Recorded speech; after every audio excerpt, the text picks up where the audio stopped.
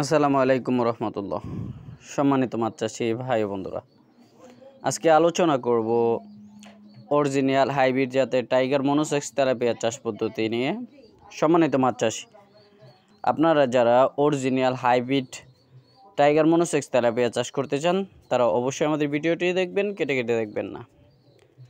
প্রিয় মাছ চাষি, tiger monosex tilapia এমন একটি তেলাপিয়া যা খুবই বর্ধনশীল এবং খুবই দ্রুত বাজারজাত করা যায়।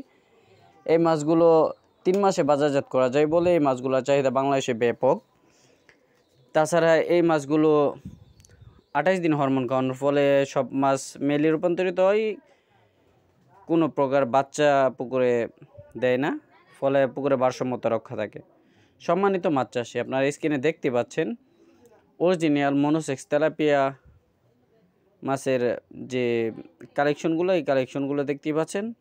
এই মাছগুলো প্রতি শতকে আপনি একক চাষে 400 থেকে 500 পিস চাষ করতে পারবেন। যদি মিশ্র চাষ করেন তাহলে 300 থেকে 350 পিস দিতে পারবেন।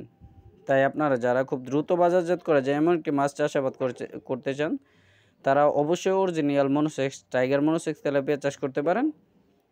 আমরা 64 জেলায় যে কোনো ধরনের মাছের রেণু ও ধানীপনা হোম ডেলিভারি করে থাকি। তাছাড়া আপনারা চাইলে আমাদের প্রতিষ্ঠানে এসে দেখে শুনে উন্নত জাতের হাইব্রিড মনোসেক্স টাইগার তেলাপিয়া সংগ্রহ করতে পারেন।